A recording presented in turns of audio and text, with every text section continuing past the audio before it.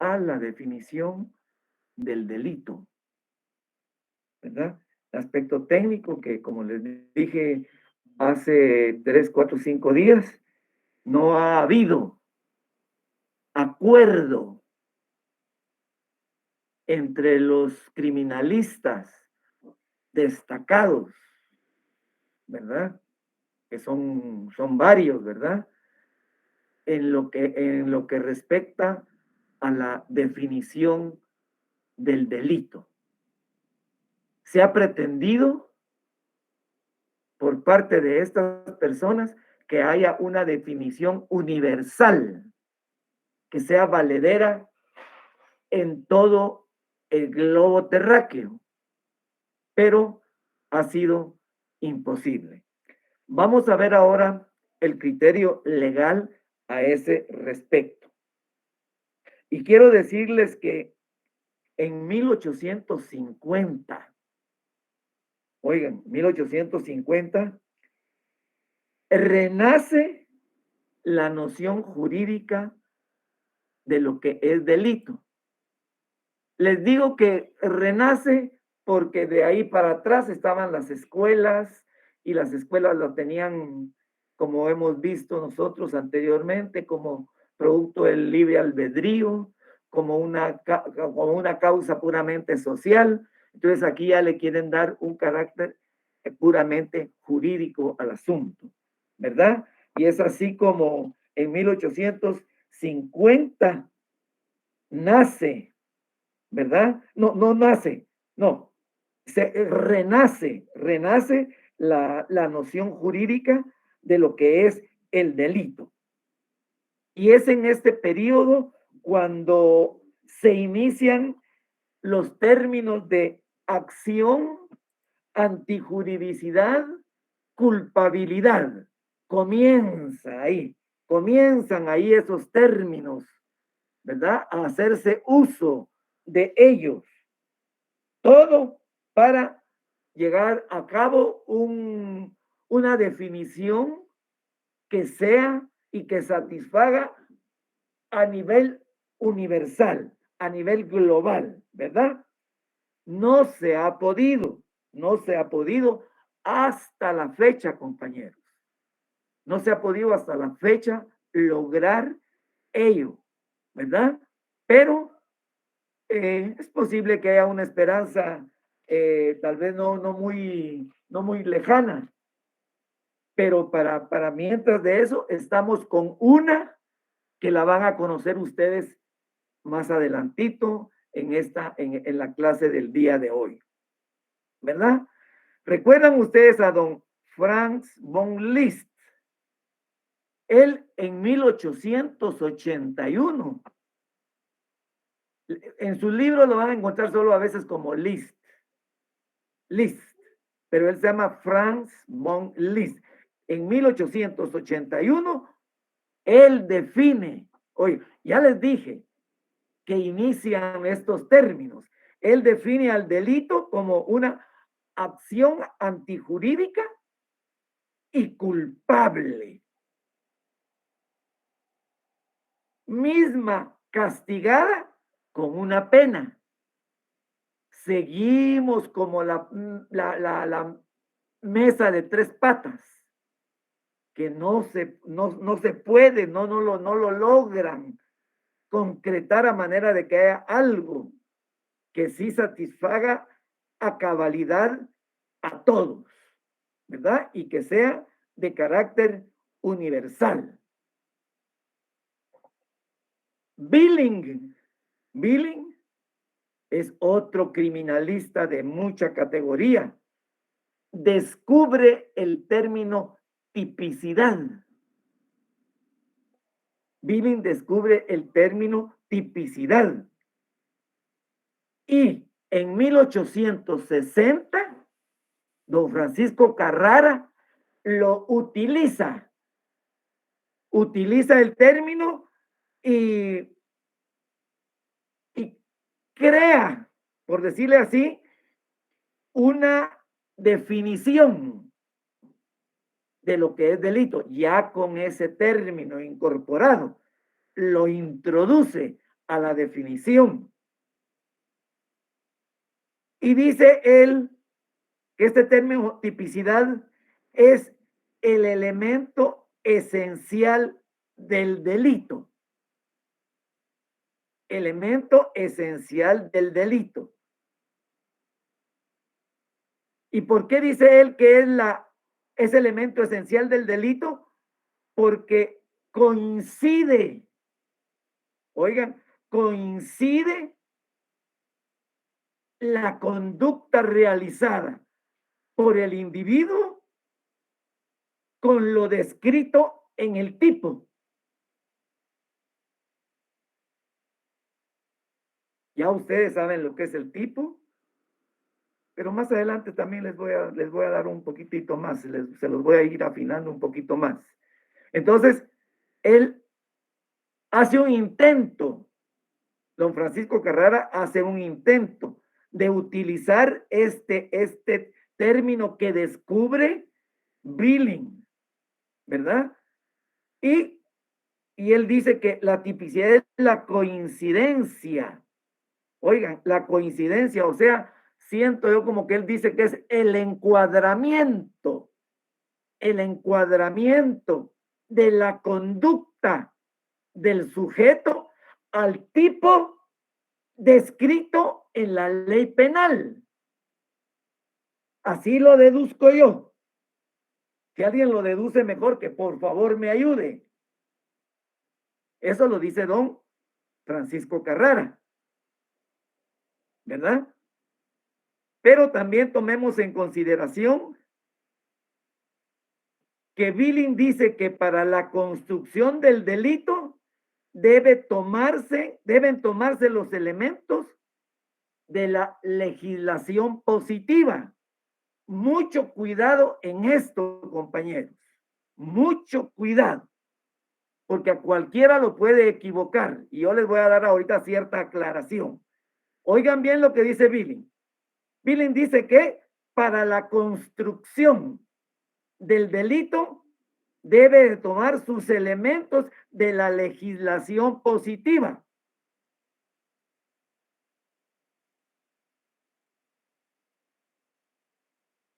Guárdenlo ahí porque lo vamos a usar dentro de unos minutillos, ¿verdad? Y él utiliza el término abstracción, que es lo que hace el legislador. Aquí el término abstracción lo tienen como separación. Esa separación, dice Billing, que la hace el legislador en donde corresponde, pero que forma lo que nosotros conocemos como el libro 2, donde está toda la descripción de los delitos habidos y por haber. Entonces, aquí es donde yo quiero que por favor, me pongan mucha atención. Porque aquí, este señor Billing no deja claro si él se refiere a los elementos generales del delito o a los elementos específicos de cada figura jurídico penal. Porque si se refiere a los elementos generales del delito, pues tenemos la acción, la tipicidad, la antijuridicidad, la culpabilidad, la punibilidad. Pero si él lo tomó como elementos de cada figura literaria, tenemos que tener cuidado en eso, porque esto es algo que corresponde a los derechos penales 2, 3 y 4. ¿Y qué es lo que ustedes tienen que tener también en su estudio ya en el próximo semestre? Cuando ustedes entren a conocer ya las figuras, cada figura de esas, el catedrático les va a decir a ustedes que tiene sus elementos que lo hacen ser delito. Y que si falta uno de esos elementos, no me estoy refiriendo ni a la acción, ni a la tipicidad, ni a la antijuricidad, ni a la culpabilidad, ni a la punibilidad. No me estoy refiriendo a eso. Me estoy refiriendo a los elementos, podríamos decir tal vez, esenciales de cada figura jurídico penal.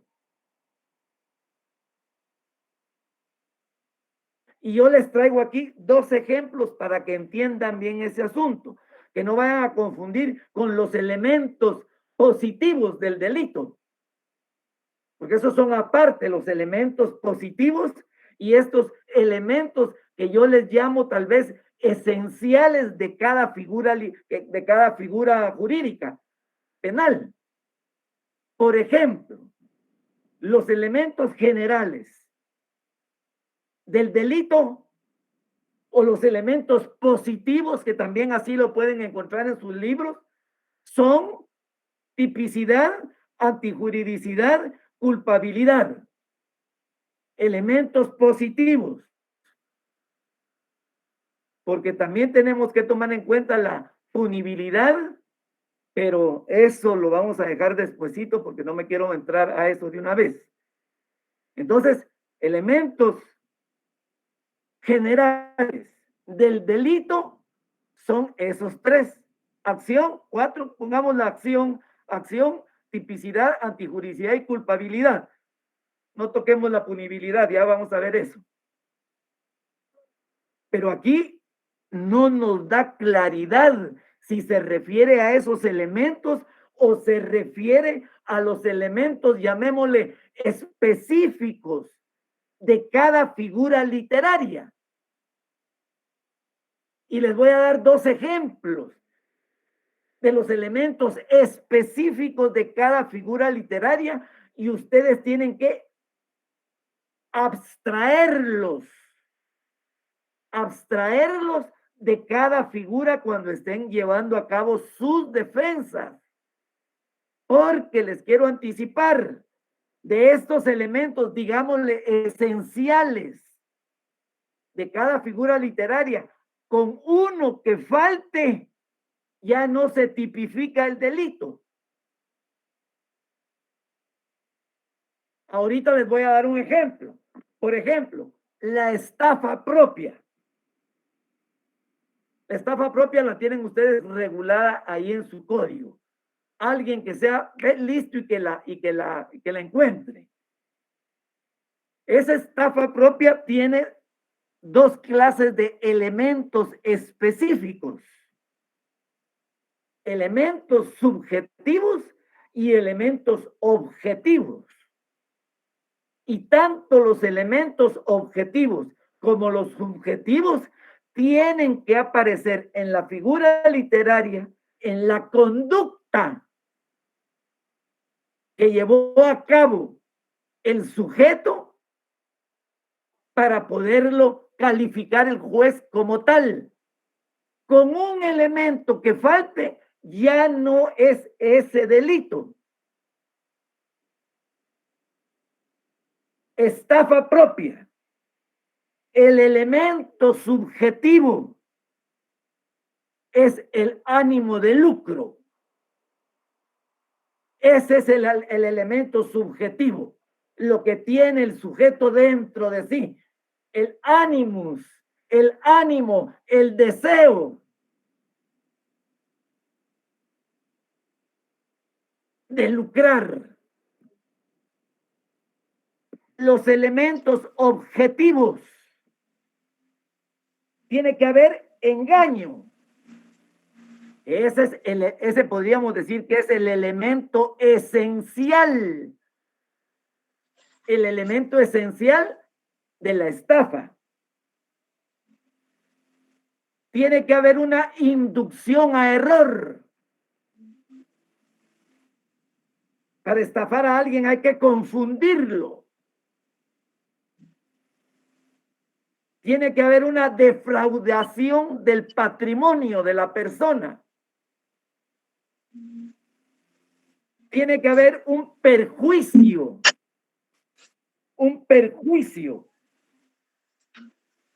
hacia la persona estafada. Tiene que tener la persona que le estafó tiene que tener el control, Aquí su micrófono. de los actos de la víctima.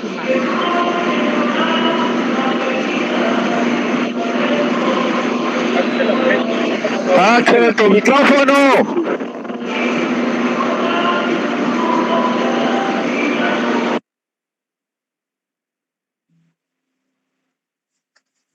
Bueno, tiene que tener, el victimario tiene que tener el control de los actos de la víctima antes de la comisión del hecho delictivo.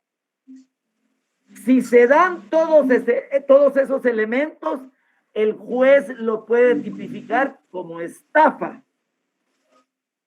Pero si falta uno, tiene que buscar qué delito fue en el cual incurrió la persona. Porque recuerden ustedes que aquí no se puede la analogía. Se parece a aquel, pero no es igual. Hay ánimo de lucro, hay engaño, pero tal vez no hubo inducción a que esa persona la equivocaran, la confundieran, la indujeran a error. Entonces, esos llamémosles elementos esenciales de cada figura literaria. Tenemos el robo. El elemento subjetivo del robo es el ánimo de lucro.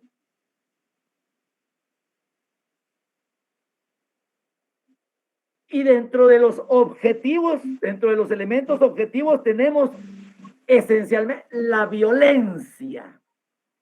La violencia.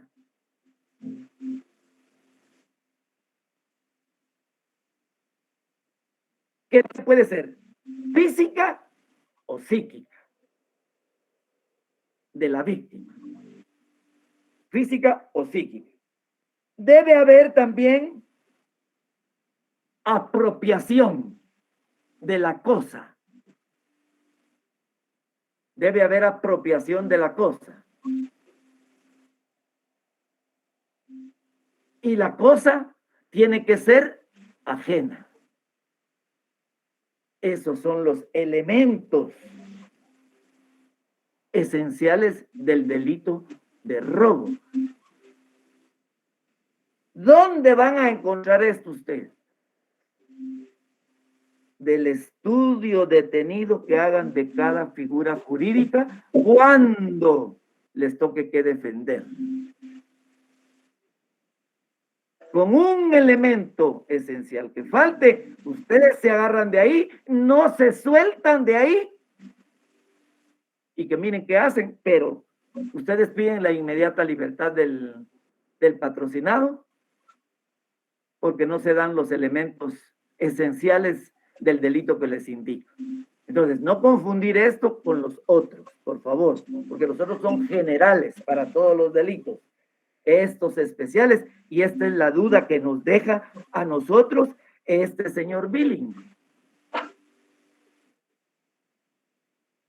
Entonces, ya ustedes en el derecho penal 2, 3 y 4 van a ver cada uno de los delitos y ahí van a ir viendo ustedes si encaja lo que dice la descripción del hecho, pero no la descripción la descripción que hace la PNC.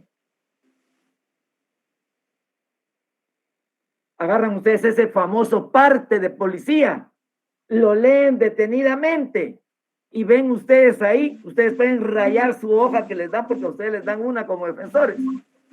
A ver si se dan los elementos esenciales. Si no se dan, ustedes ya van preparados para la audiencia. Entonces, pues, Billing intentó también una definición, pero se mete a otras cosas. Yo no soy quien para venirlo a juzgar a él, pero como he leído a varios, hay ideas que me dejan tranquilo y me dejan satisfecho. Fíjense que La definición de Billing dice que es una acción típica contraria al derecho. Ahí está la típica, está bien. Contraria al derecho, ahí está la antijuridicidad. Culpable, perfectamente. Aunque vamos a hablar de la culpabilidad. Culpable y sancionada por una pena. Ahí es donde yo ya no estoy de acuerdo con él, que él introduzca el término, que introduzca la punibilidad. Porque hay delitos, oigan, tipificados, y al autor del delito no se le puede imponer la pena. Vean ustedes lo que les estoy diciendo. Juan Pérez incurrió en el delito de robo y le encontraron los objetos. Está en el juzgado, hay parte de policía, hay testigos, pero no se le puede imponer una pena. No se le puede castigar. Por eso es que yo a veces me pongo así, impunibilidad, Jesús María, digo yo.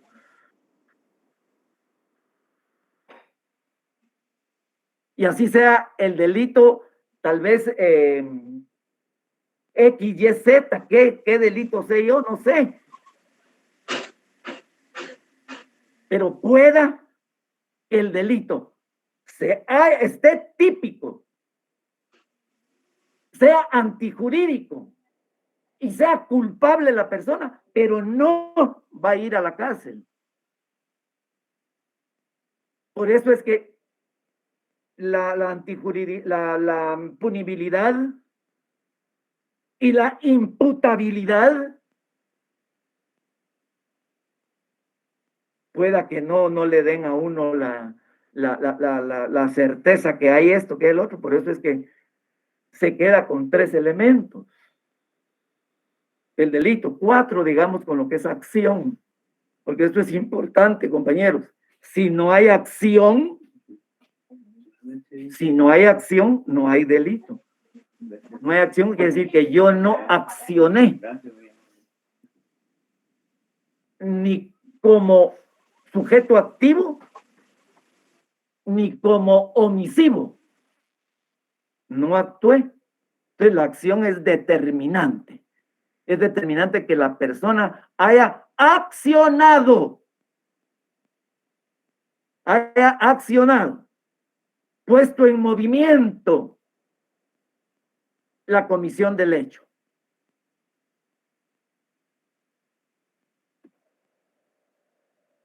En 1906, von List y Ernesto Billing se unen, definen al delito así: acción típica, antijurídica, culpable, sometida a una sanción penal. Licenciado, ¿será que puede volver a repetir, por favor? Sí, señorita. Billing y don Ernesto Billing y don von List, don Franz von List, dice que delito para ellos es una acción típica, antijurídica, culpable, sometida a una sanción penal y que llena las condiciones,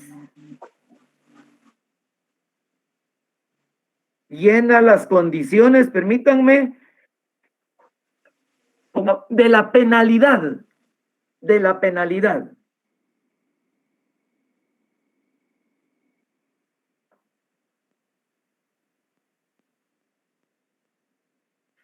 Licenciado, perdone, ¿sería tan amable de repetir la definición de von List y Ernesto Billing?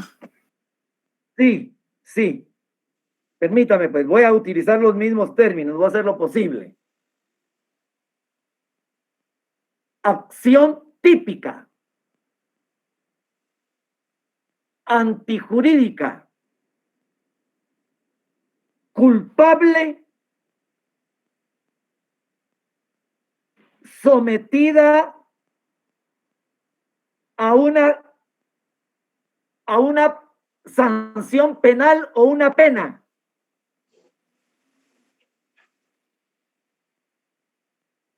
Y que llena o satisface las condiciones objetivas de la penalidad, digámoslo, de la penalidad. Ahí está.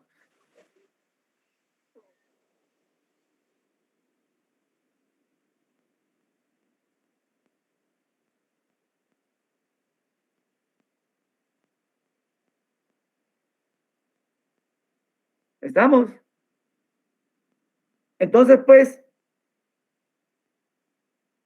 veamos que hay diversidad de criterios y no podemos llegar a definiciones que satisfagan a nivel global lo que es el delito, ¿verdad? Porque hay algunos que consideran que la punibilidad es elemento del delito y otros dicen que no es elemento del delito. ¿Y por qué no es elemento del delito? Porque hay delitos que pueden ser típicos, antijurídicos y culpables y la persona los cometió, pero no los sancionan. Y no es porque le quiere hacer el favor el juez, no, olvidemos esas cosas. Porque la ley lo dice.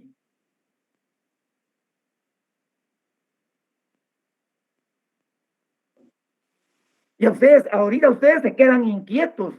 ¿Cómo va a ser eso que la ley diga? Sí, lo dice.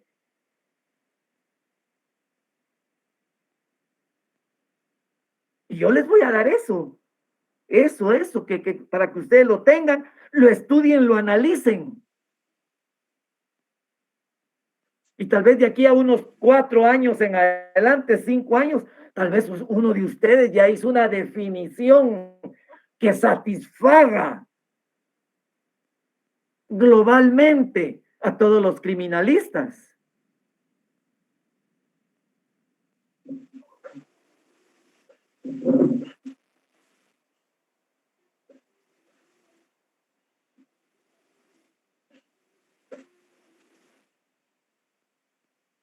Fíjense, compañeros, antijuridicidad.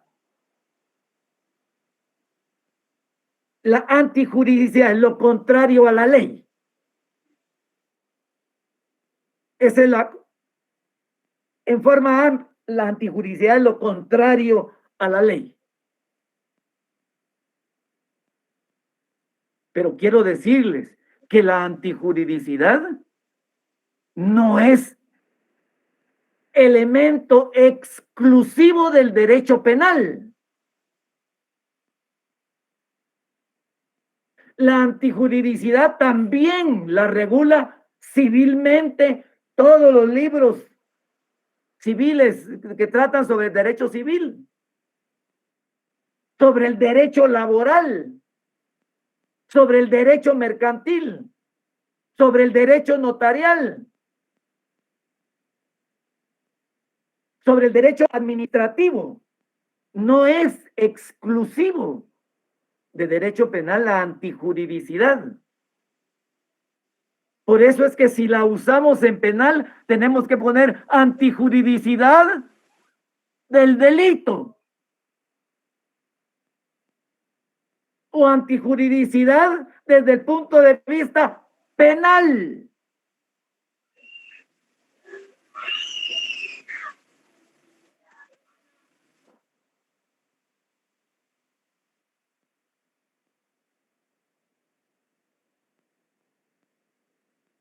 Y para que haya esto, compañeros, antijuridicidad,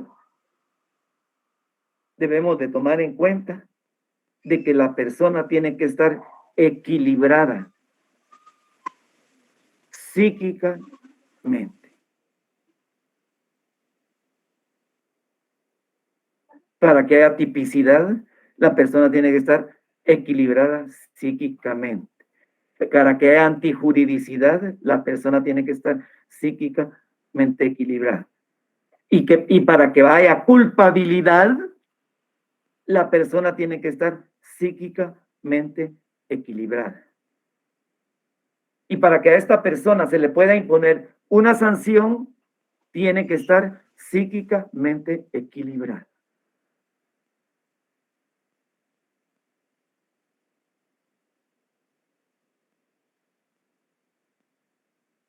Igual suerte corre el menor de edad. Igual suerte lleva el menor de edad. Porque si no están psíquicamente equilibrados, la ley debe de tratarlos como peligrosos sociales y debe de, en lugar de darles una sanción penal, ¿una qué? ¿Una qué? Ellos no pueden ir a la prisión. ¿Qué se les puede dar? Ninguna. Medida. Una medida de seguridad. Y a los menores sí tienen sus lugares donde, a no ser que sea un menor que también está desequilibrado mentalmente, ¿verdad?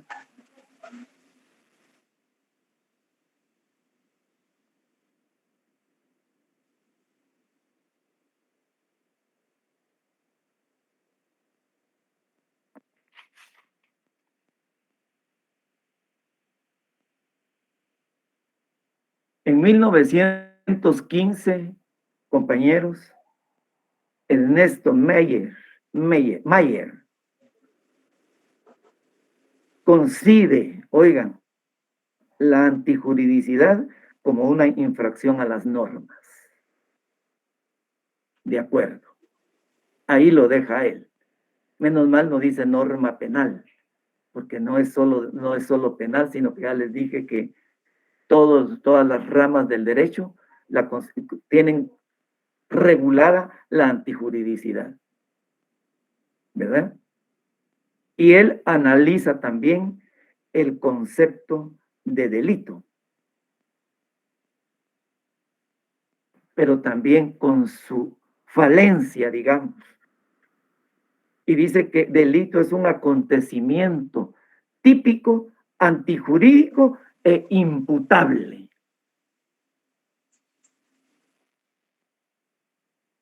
Nos quita otra vez otra pata. Nos quita la culpabilidad.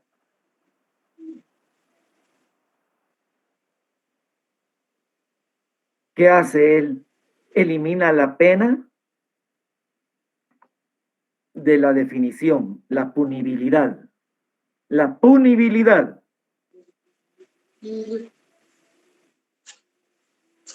¿Verdad? Dice que la acción es típica antijurídica.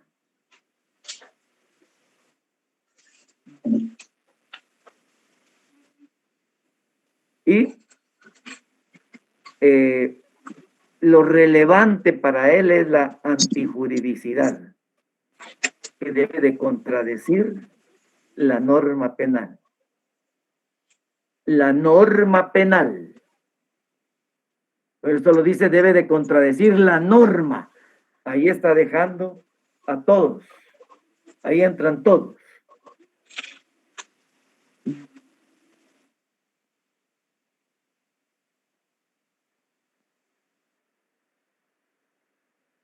Aquí tengo Metzger es con el que estoy hablando. Dice que la culpabilidad es elemento fundamental del delito.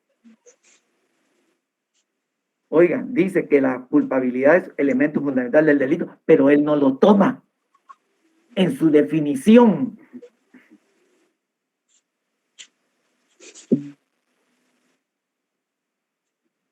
Y da 4 aspectos. Introduce 4 aspectos.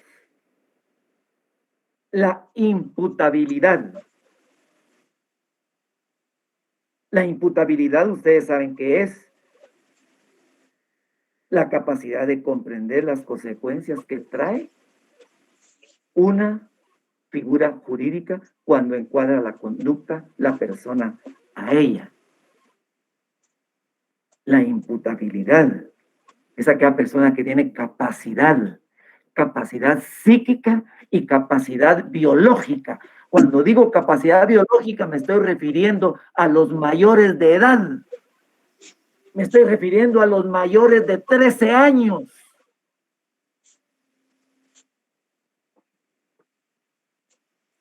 Y me estoy refiriendo a las personas que tienen capacidad psíquica completa.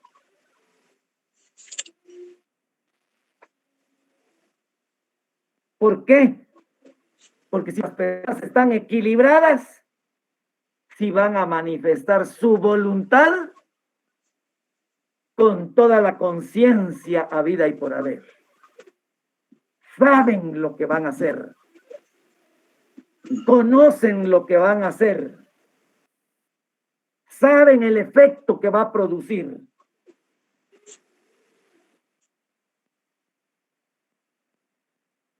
Mientras que si la persona está al contrario de ello, pues no. Y si la persona tiene menos de 13 años, pues no. Les digo de 13 años porque tienen su ley especial.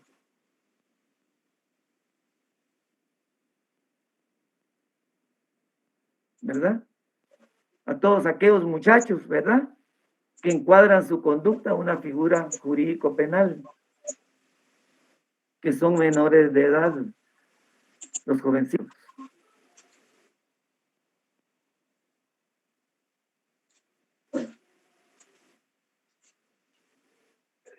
Les quisiera contar algo así rapidito. Yo siempre les he hablado y los he instado sobre la prevención del delito. Y el domingo, como yo no salgo mucho a la calle, porque aquí en Antigua es mucha la gente que viene, compañeros, y yo, pues mi edad ya no me permite estar en esas aglomeraciones de gente, porque por mi edad yo creo que somos susceptibles a esa maligna enfermedad. Bueno, entonces yo me quedo leyendo, me quedo estudiando, por supuesto no leo solo esto, leo otras obras ahí literarias que me gustan.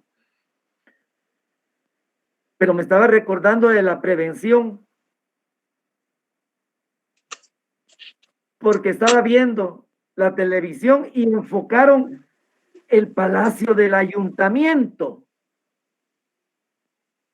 de la antigua Guatemala, donde actualmente se encuentra la municipalidad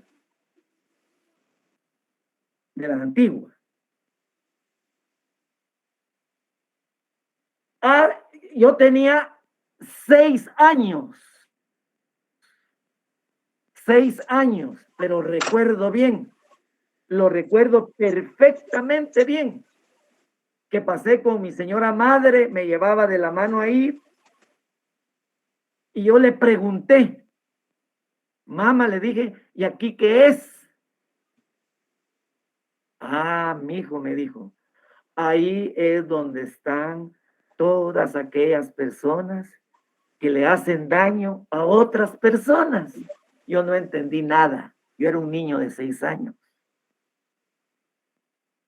Entonces, cuando ella vio que yo me quedé tal vez así como medio en la luna, me dijo, mire, le voy a decir, aquí están las personas que si le quitan algo a aquel señor que vaya, lo traen aquí. Y ahí ya no pueden salir, porque ahí los van a encerrar, les van a dar un castigo de encierro. Entonces, mamá, ahí es el cuarto de las arañas, porque a la vuelta estaba mi colegio, el colegio Constancio C. Vigil. Y la seño, mi directora, que en paz descanse, doña Esperanza Catalán de Bielman, decía, el niño que se porte mal lo vamos a mandar al cuarto de las arañas. Estábamos nosotros parvulitos. Comencé yo a asociar eso. Y mi madre me explicó eso. No, mijo, ahí no hay cuarto de arañas. Ahí lo que hay es que no los dejan salir a la calle. Mi mamá haciendo prevención del delito conmigo. Y me puso hasta, si ella me habla de robo, no lo entiendo. Si un señor le quita a otro señor su paquete o su dinero, eso, ahí lo traen, enseñándome mi madre. Eso era para que descansaran un poquito. Bueno, entonces pues, la imputabilidad. Eso es determinante, compañeros. ¿Verdad? Ustedes, todos los compañeros que están aquí, miren, todos los compañeros que están en otra aula, y yo, todos somos imputables. Todos somos imputables. Me estoy refiriendo a ustedes, no a sus hermanitos que tienen 3 años, ni 4, ni 5, ni esto, no. Ustedes y yo somos imputables.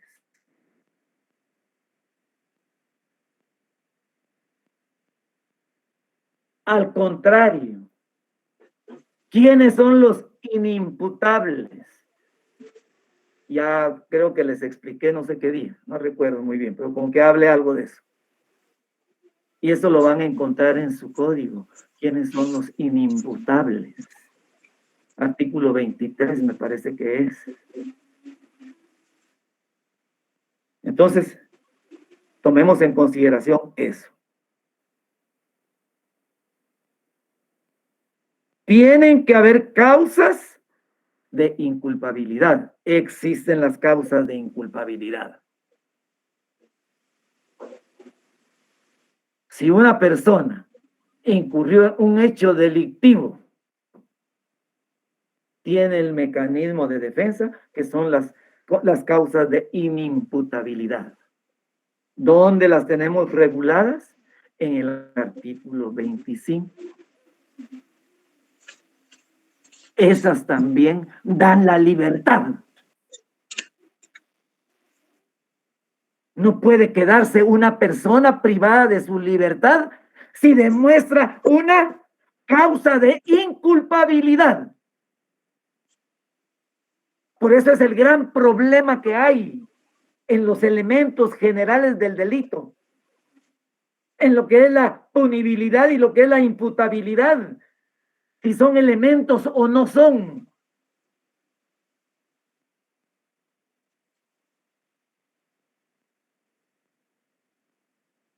Entonces, esto se les podría llamar elementos negativos del delito. Las causas de justificación, las causas de inculpabilidad, las causas de inimputabilidad.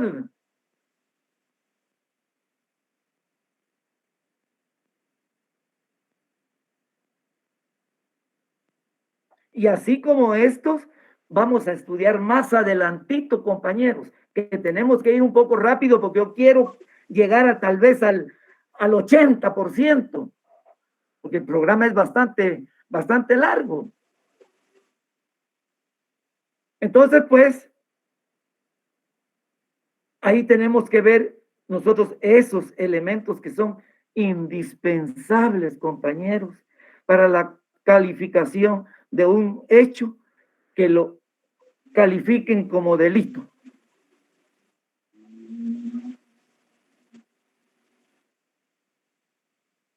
Y eso lo tenemos que tener, ¿ve? Así, listos. Tenemos que estar listos con los elementos, digámosles, la ley no lo dice así, específicos de cada figura delictiva, que con uno que falte, ya no. Tomemos en cuenta estos elementos negativos, las causas de justificación, las causas de inculpabilidad, las causas de inimputabilidad. Tomémoslas en cuenta, compañeros. Y más adelante vamos a conocer otras.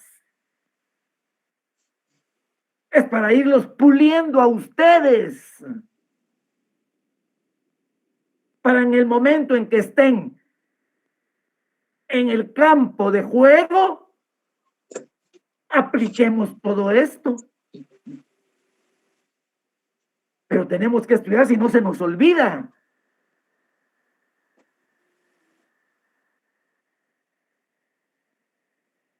Se nos olvidó en el momento de ya mañana no podemos hacerlo valer. Precluyó el derecho para hacer valer eso. Tenía que ser en aquel momento. Entonces, listos. Listos. Oigan, y si no están preparados su cliente, ni están preparados ustedes todavía, que se abstenga de declarar.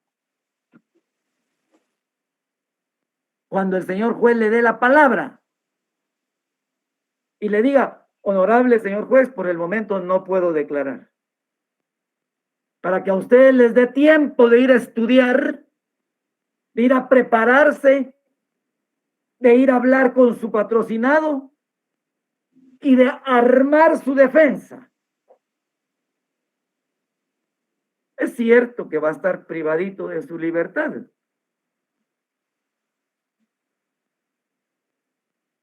Pero más vale un momento rojo que no 100 descoloridos. Aguántese. De aquí a 15 días lo van a llamar. Aguántese, aguántese. Y ustedes se sientan y comienzan a analizar. Ahora, si ya se tienen la defensa en la punta de la lengua, como decía la seño de primaria, quiero las tablas de multiplicar para mañana en la punta de la lengua. Pues entramos de una vez a la defensa. Hay que declare, y ahí voy yo atrás.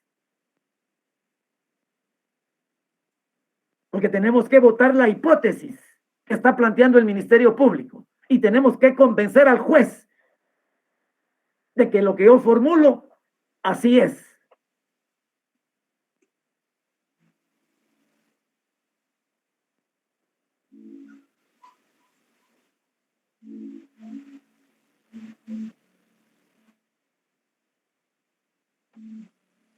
Vamos a pasar a este tema, siempre dentro de lo mismo. Elementos característicos del delito. Elementos característicos del delito.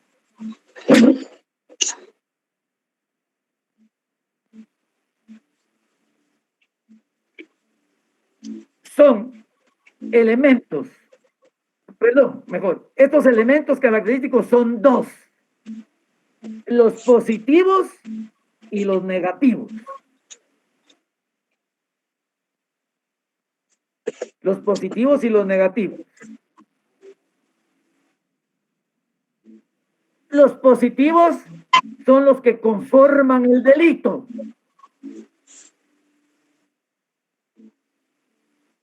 ¿Cuáles son esos positivos, esos elementos positivos? El uno, la acción o conducta humana. Esencial. Si no hay acción, no se le puede calificar delito. Bien, tuvo que haber accionado. La persona, puesto en movimiento su querer y su hacer. Dos, tipicidad. Ya van a ver ustedes cada uno de los elementos más adelante. Tipicidad. Tres, antijuridicidad penal. Antijuridicidad penal. 4, culpabilidad.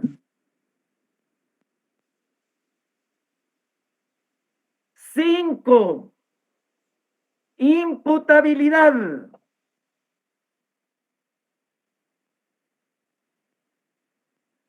6, condiciones objetivas de la punibilidad.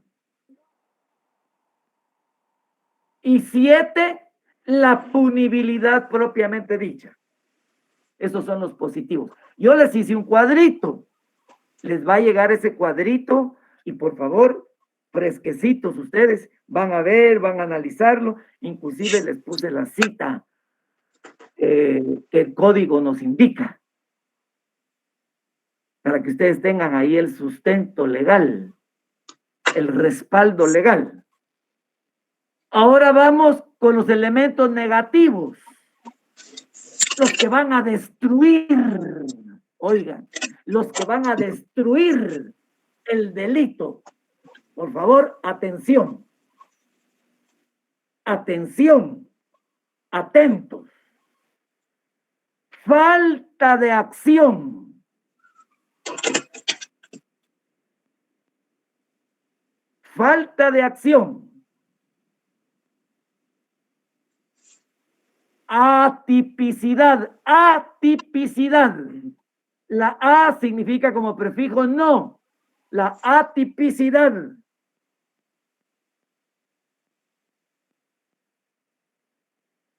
Tres, causas de justificación.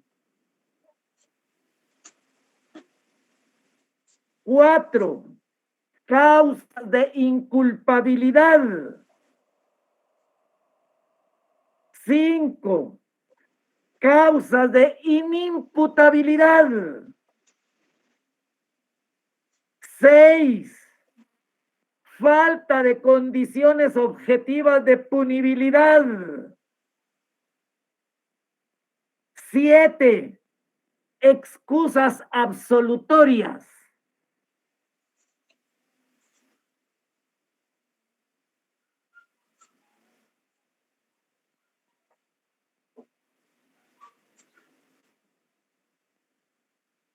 Licenciado, disculpe, ¿podría repetir la número 6? Falta de condiciones objetivas de punibilidad.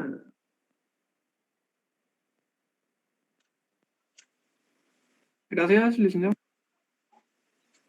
Y la 7 es excusas absolutorias. Mire, también podemos poner como elementos negativos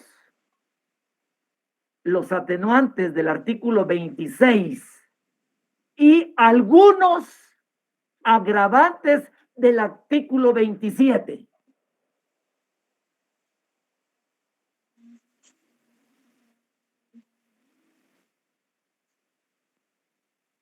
Bien analizaditos esos, porque recuérdense que uno dice atenuantes y otro dice agravantes, pero yo he descubierto algunos agravantes que pueden ser elementos negativos.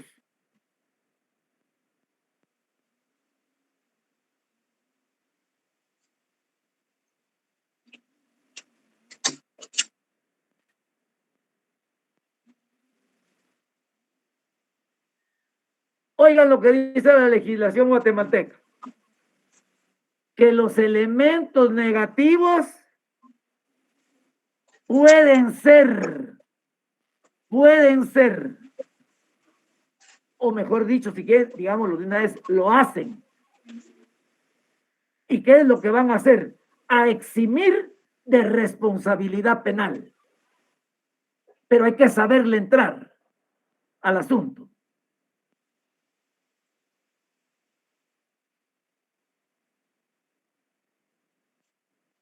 Hay que saberle entrar. El código nos la da, pero tenemos que saberlo plantear.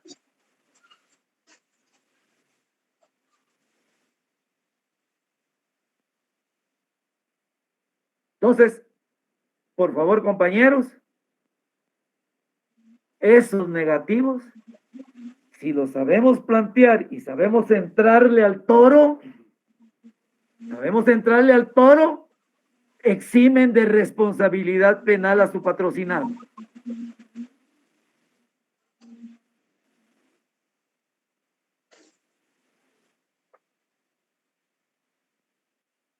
¿Estamos? Bueno. Luego viene acá el cuadrito que les hice. Dice aspectos negativos del delito en cuanto al individuo y a la sociedad. Aspectos negativos. ¿Por qué me interesa el aspecto negativo? ¿Por qué creen ustedes que me interesa el aspecto negativo? Porque si sabemos entrarle al toro, podemos eximir de responsabilidad penal a nuestro patrocinado. ¿Por qué? Porque los positivos se los va a sindicar el Ministerio Público.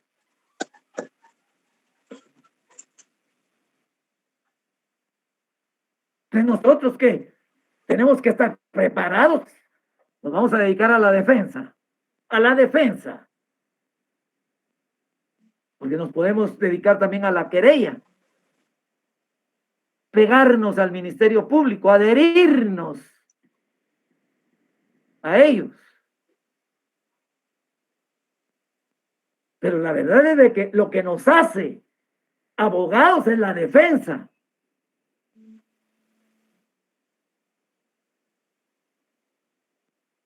Entonces, por eso es que, mire, yo puse elementos negativos del delito en cuanto al individuo y a la sociedad. Y ahí los tenemos. Ahí ve, bonitos están. Bonitos, bonitos están. Entonces, a eso tenemos que darle su estudio para que lo tengamos fresco, compañeros. Es posible que en el transcurso, hoy qué día es, martes, el jueves tal vez ya les han llegado algunas para que se apoyen un poquito y vayan a sus libros, para afinar. Yo aquí a la señorita que me hace esta cosa, que me lo pasan, para dárselos a ustedes, van a encontrar unas X ahí, porque ella estaba pensando en el novio y si yo no lo leo, se va con errores, no. Entonces, ahí está, compañero, ahí está.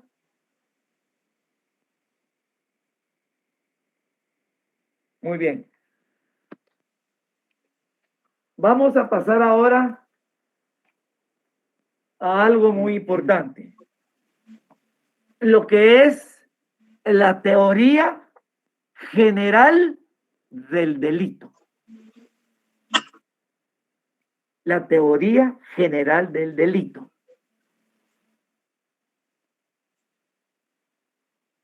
Y vamos a hacernos aquellas preguntas. ¿Qué es? Es una teoría. Por ahí hay algunos penalistas que no les discuto, pero que ellos dicen que teoría es sinónimo de ciencia. Pero yo lo dejo como teoría al que es. La teoría general del delito es una teoría. Que sí es cierto, la vamos a poner en práctica.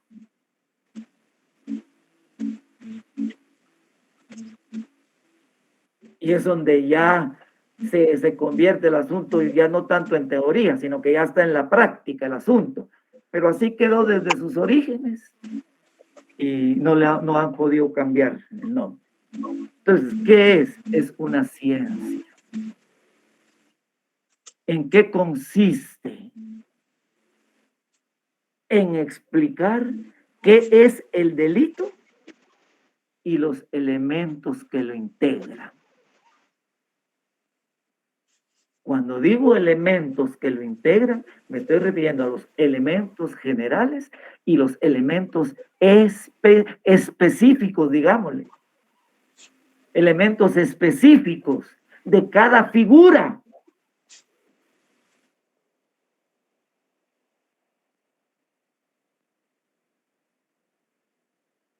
¿Y para qué sirve?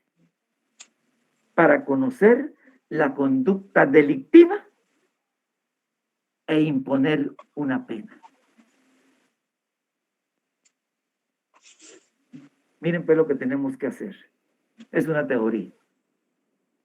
¿En qué nos va a dar esa teoría? La explicación del delito y sus elementos que lo integran.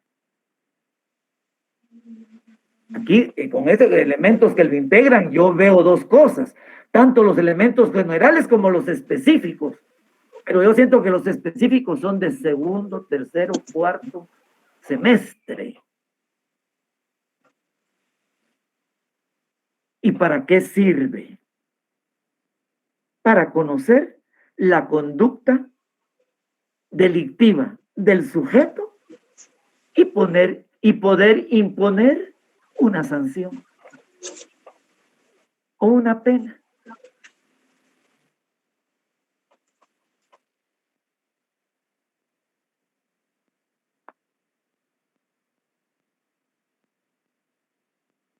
Tratemos ahorita la teoría del delito desde sus elementos comunes positivos. Elementos comunes positivos. La acción, la tipicidad, la antijuridicidad, la culpabilidad, la punibilidad y la imputabilidad. Ahí vean. Y quiero decirles algo, compañeros. Que ahorita cuando estemos platicando, estemos hablando de la teoría del delito, sus elementos positivos, pensemos en una escalera. Todos conocemos una escalera, las que usamos en las casas para sacudir el polvo o alguna cosa, qué sé yo. Y les digo escalera, porque cada uno de sus elementos tiene que ir escalonadamente. Si no hay acción, no hay tipicidad.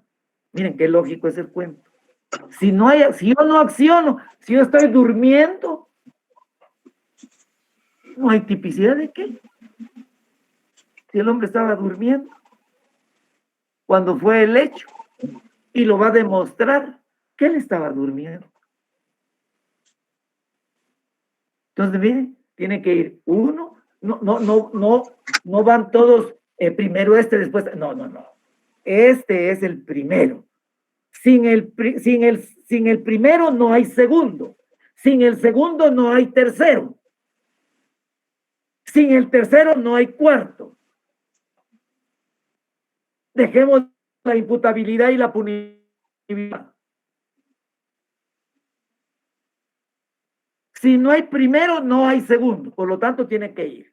Si hay acción, hay tipicidad. Si hay tipicidad, hay antijuridicidad penal. Y si hay antijuridicidad penal, hay culpabilidad.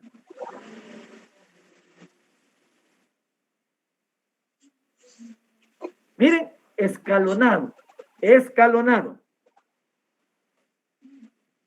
Eso se lo doy ahorita, despuesito lo vamos a estudiar más detenidamente.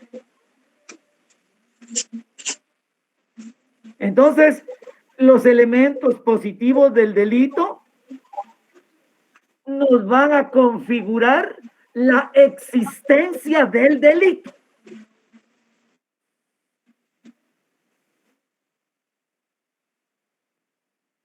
Los elementos positivos del delito nos van a configurar que sí hay delito, que se dio la existencia del delito, que sí se produjo un delito, que sí se llevó a cabo ese hecho delictivo.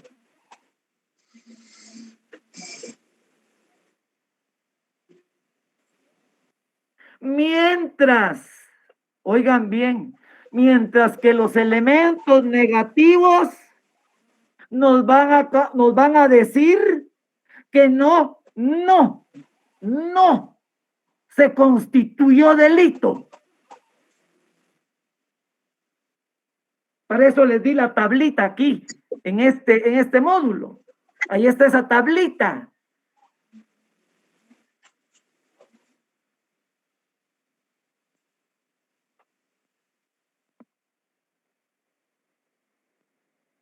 ¿Qué va a hacer la teoría general del delito? ¿Cuál va a ser el trabajo de la teoría general del delito?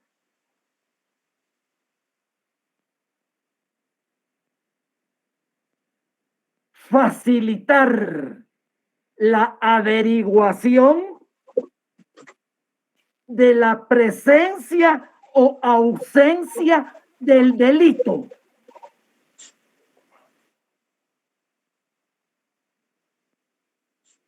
Entonces yo les voy a dar estos elementos bien definiditos, bien definidos.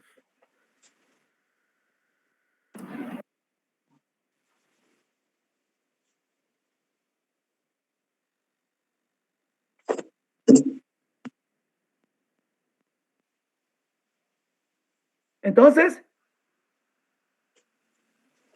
¿qué es lo que tenemos que hacer nosotros en ello? Conocer nuestra teoría general del delito, nuestros elementos, y que los mismos van escalonados. La teoría del delito tiene funciones. Tiene funciones. Y una de las funciones, son dos. Una de las funciones es conocer la conducta delictiva y cuál pena se debe aplicar. Recuerden el principio de proporcionalidad. Recuerden el principio de proporcionalidad. Conocer la conducta delictiva y la pena que se va a aplicar. Y para eso, ¿dónde tenemos que acudir? Al artículo 65 del Código Penal.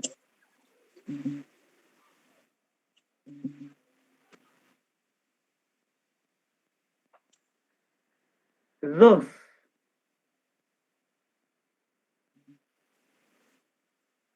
Es una garantía. Es una garantía. ¿Por qué es una garantía? Porque solo lo que esté descrito en la ley penal, solo lo que esté descrito en la ley penal podrá ser penado. ¿Cómo se le llama a ese principio? Legalidad. No hay un crimen, no hay pena. Legalidad. Artículo 1, Código Penal.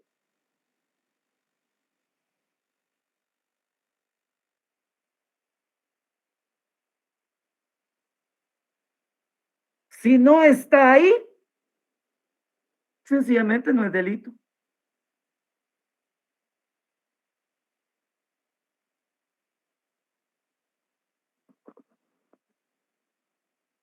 Esa es la introducción de la teoría. Tenemos que saber. Ahora vamos a tomar lo primero que les dije, la acción. La acción es sinónimo de conducta humana. Solo los seres humanos somos susceptibles de incurrir en un hecho delictivo. Un chucho no, un caballo no, una vaca no. Solo los seres humanos.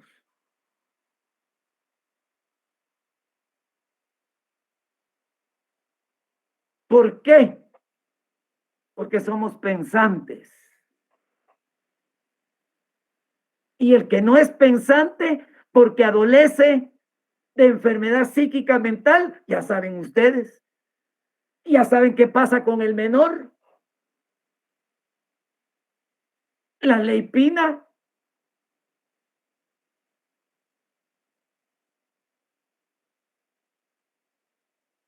Con los menores la ley Pina. Ahí está.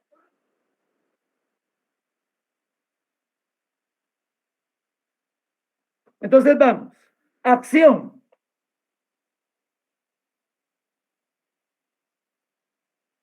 En toda comisión de un delito, cada vez que una persona incurre en un delito, es porque hubo una acción.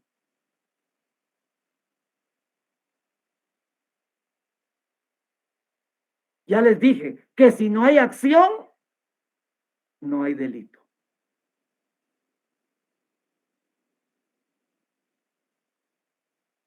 Hay algunos casos que yo los quisiera poner de ejemplo, pero no puedo aquí, compañeros.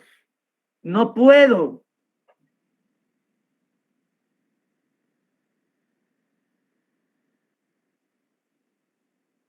Porque aquí me están escuchando hasta en Australia.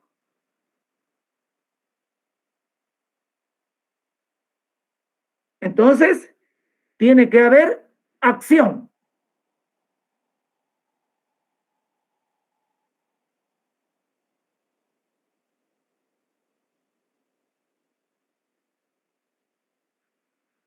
Para la acción, para que se dé la acción,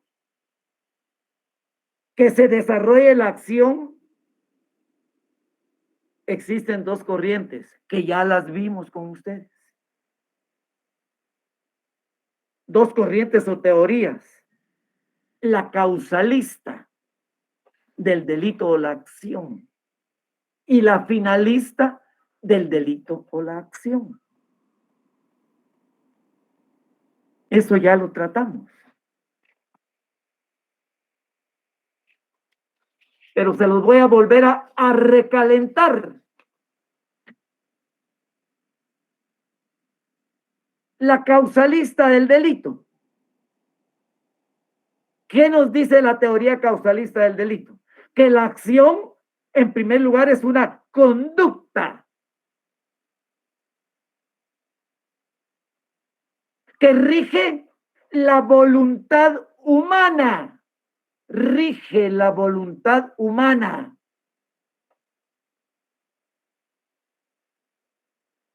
Esa conducta va a tener un resultado, va a tener un efecto, va a haber una causa y un efecto. Recuerden el artículo 10, la relación de causalidad.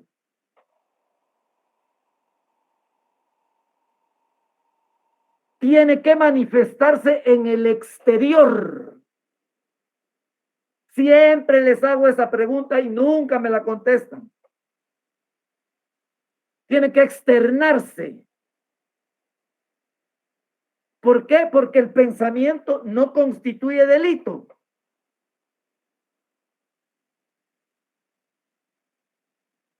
Centra tu resultado en la ley penal. Es decir, que está previsto en la ley penal lo que hizo aquel, lo que hizo aquella, lo que hicieron aquellos.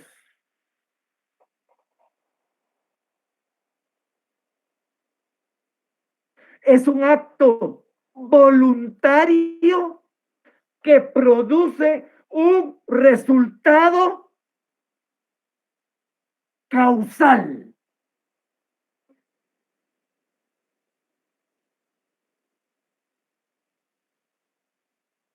Si yo pongo mi mano en una plancha caliente, esa es la causa. ¿Cuál será el efecto? ¿Qué le pasa a mi mano? Me quemo.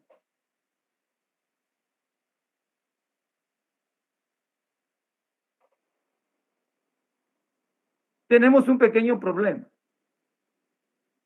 que la causalidad no trata la omisión.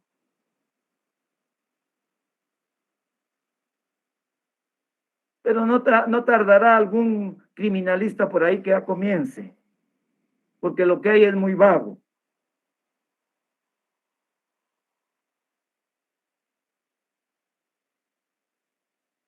La relación de causalidad no valora la lesión del bien jurídico tutelado. La final sí. La teoría finalista sí. El acto produce un resultado causal. Y como les repito, no explica lo relacionado a la omisión, pero esperamos que haya por ahí alguien que se ocupe de esto.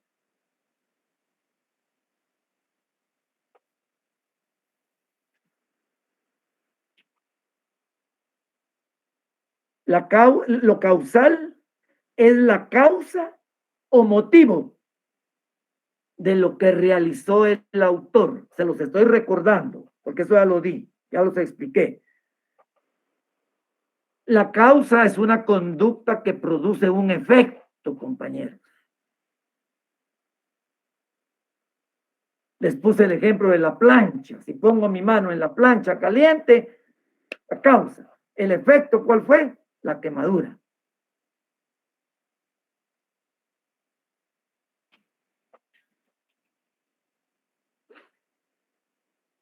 Tomemos en cuenta esto que es muy importante. Que la acción como elemento positivo del delito puede trascender a terceras personas, compañeros.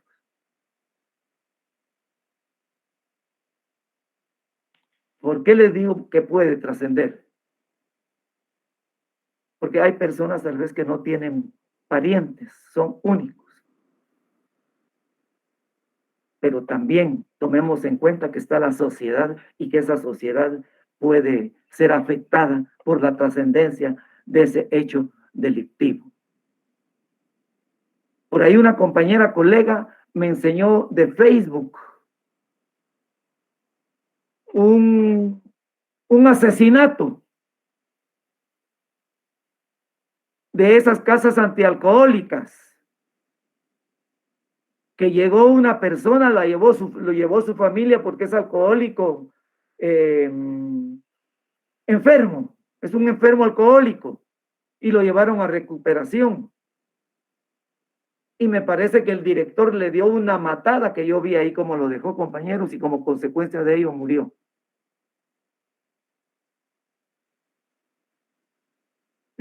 Tal vez está en Facebook, que lo quiera bajar, eso está. Eso sucedió, me parece, si no estoy equivocado, en Ciudad Vieja, Zacatepeques, acá. Entonces, esa acción trascendió a la familia y también impactó en mi persona, porque yo vi la cara de la persona, cómo estaba, ultra golpeado, mega golpeado. Créanme, jóvenes, que estaba desfigurado de su rostro, de la boca, de la nariz. Desfigurada la persona. Tal vez lo pueden encontrar en Facebook. Ustedes son hábiles para eso, cosa que no tengo yo. A mí me lo enseñó mi colega. Sí, diga. Nadie es, ¿verdad? Ya.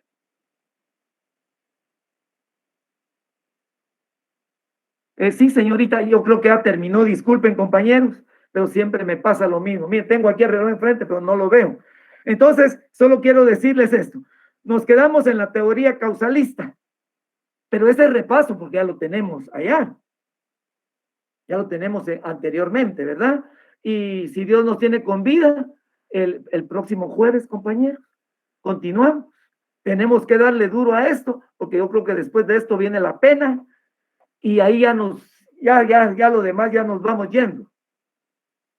Y les voy a mandar sus copias para que tengan su base donde guiarse, ¿verdad?